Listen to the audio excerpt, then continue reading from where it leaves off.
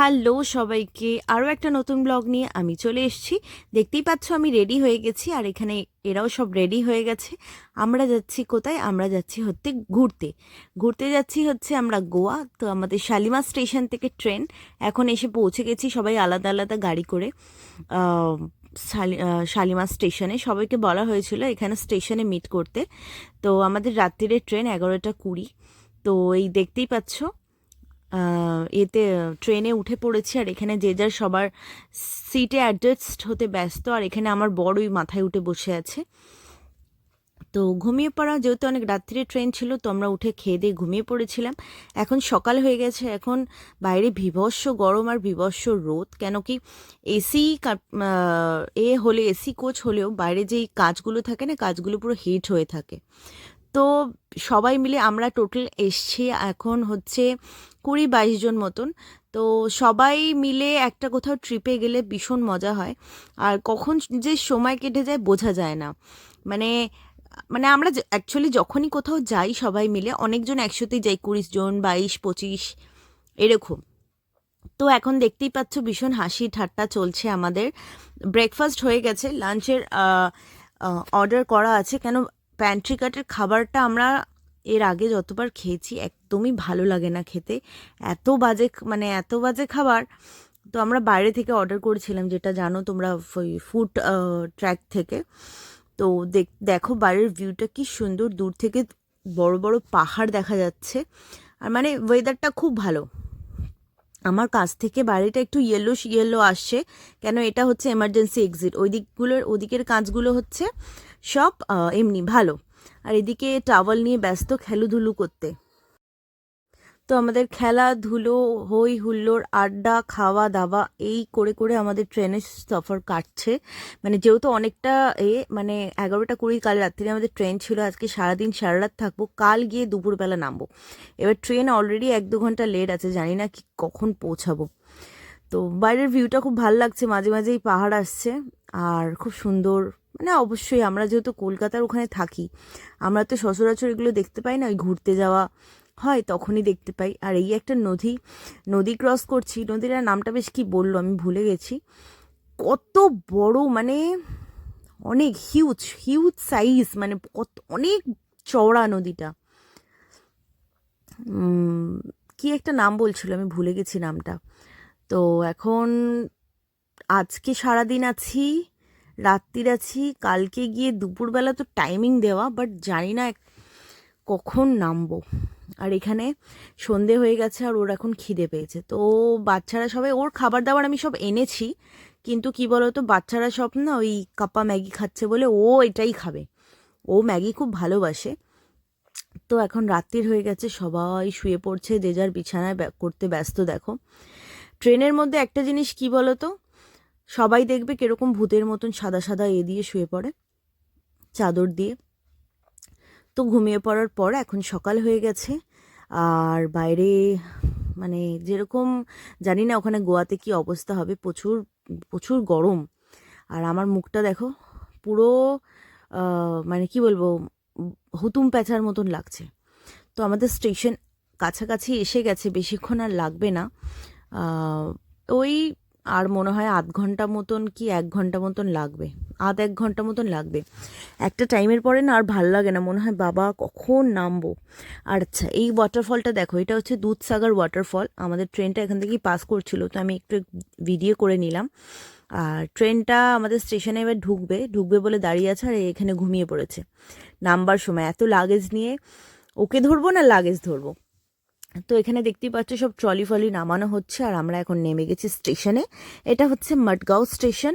এখান থেকে আমাদের গাড়ি আসবে, যেহেতু আমাদের অনেক মেম্বার্স, তো সেই কারণে আমরা হচ্ছি টেম্পো ট্রাভেলার, যেটা হয় না টেম্পো ট্রাভেলার, ওইটা বুক করা হয়েছে।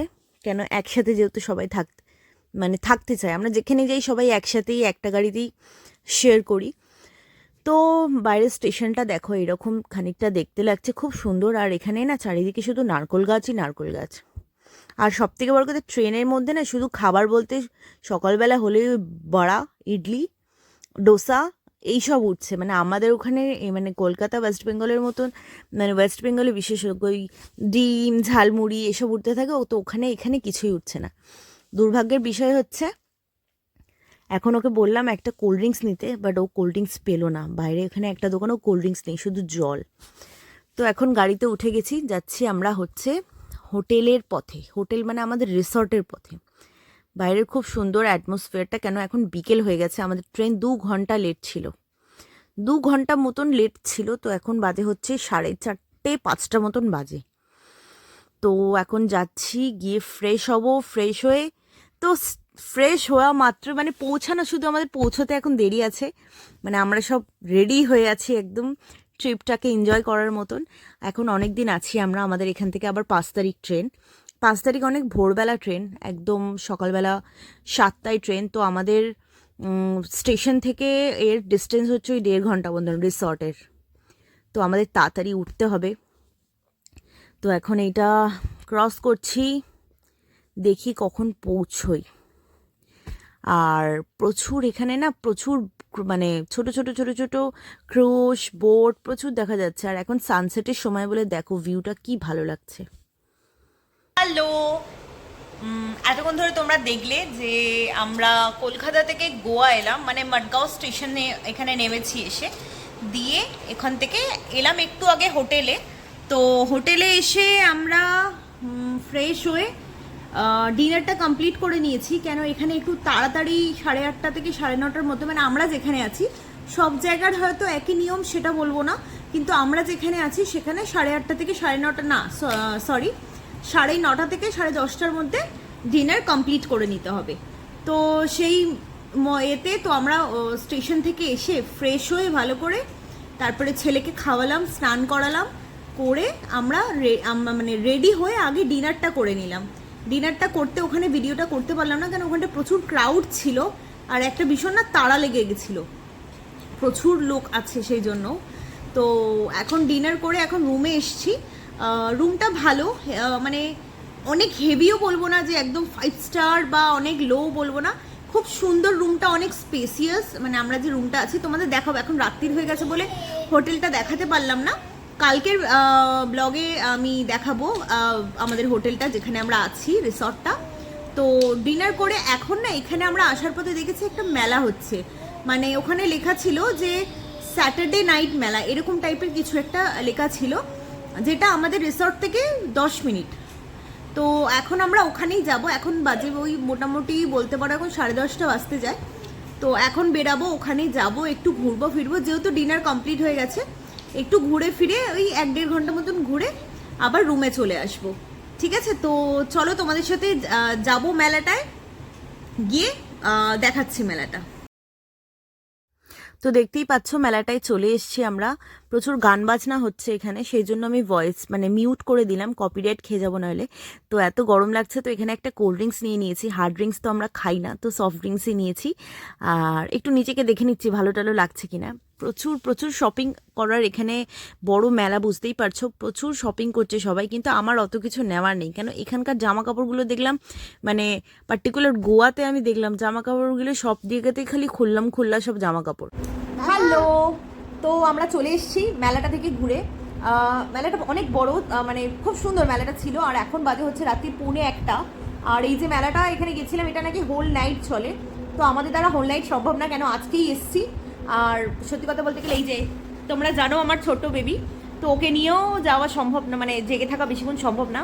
আর শরীরটা সত্যি কথা বলতে গেলে আজকে শরীরটা না ভীষণ টায়ার্ড, কেন কি জানি না, এত ট্রেন জার্নি করেছি বলে আমরা না কিরকম মাথাটা কিরকম টাল খাচ্ছে জানি না। তো সেই জন্য ব্লগটা আজকে এখানেই শেষ করলাম। আরও একটা নতুন ব্লগ নিয়ে, ভালো ব্লগ নিয়ে, সুন্দর ব্লগ নিয়ে কালকে আবার আসবো। আর একটা নতুন ভিডিও পেয়ে যাবে আমার চ্যানেলে। তো যারা নতুন তাদেরকে বলবো চ্যানেলটা সাবস্ক্রাইব করে দিও, ভিডিওটাকে লাইক করে দিও, অনেক অনেক ভালোবাসা দিও, কেন তোমাদের ভালোবাসা ছাড়া আমরা কিছুই না। তো সেই জন্য সবাইকে রিকোয়েস্ট করব কি পাশে থাকার জন্য, সাথে থাকার জন্য, সাপোর্ট ভালোবাসা দেওয়ার জন্য। তো এখন ভিডিওটা এখানেই শেষ করছি, আজকের মতন ব্লগটা টাটা করে দাও, গুড নাইট বলে দাও। Good night. তো গুড নাইট সবাইকে, অনেক ভালো থেকো, অনেক সুস্থ থেকো।